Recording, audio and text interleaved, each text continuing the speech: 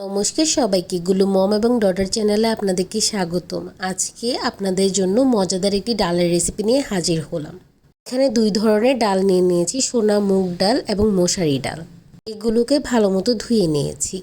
এবার মেন রান্নায় চলে যাব। এখানে পেঁয়াজ মরিচ কেটে নিয়েছি এবং ফ্রোজেন করা কিছু টমেটো নিয়েছি। এবার ডালটাকে এখানে সুন্দর করে মাখিয়ে নিব। এই টমেটোগুলো যখন টমেটোর সিজন ছিল তখন ফ্রোজেন করে রেখেছিলাম।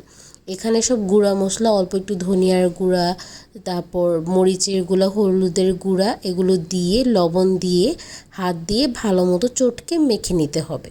যত ভালোভাবে মাখানো হবে ততই টেস্ট হবে। এই ডালটি রান্না করা খুবই সহজ, বাট খেতে দারুণ স্বাদ হয়। আপনারা বাসায় ট্রাই করে দেখবেন। এবার এর মধ্যে পরিমাণ মতো পানি অ্যাড করে দিব। অন্যদিকে চুলায় কড়াই বসিয়ে দিব। কড়াইয়ের মধ্যে তেল দিয়ে এবার এখানে শুকনো মরিচ দিয়ে দিব। এরপর গরম মশলা এবং পাঁচ ফোড়নও দিয়ে দিব এবং সাথে আদা রসুন বাটা অ্যাড করে দিব। এই ফোড়নটার স্মেলটা খুবই সুন্দর হয়। এবার এটার উপরে ডালগুলোকে ঢেলে দিব। ব্যাস, এইবার আর কোনো প্রসেস নেই। কন্টিনিউয়াস জাল করে নিলেই রান্নাটি কমপ্লিট হয়ে যাবে।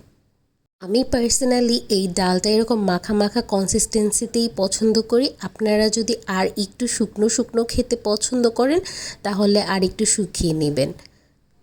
এই ডালটি রান্না করা খুবই সহজ এবং খুবই অল্প উপকরণে রান্না হয়ে যায়।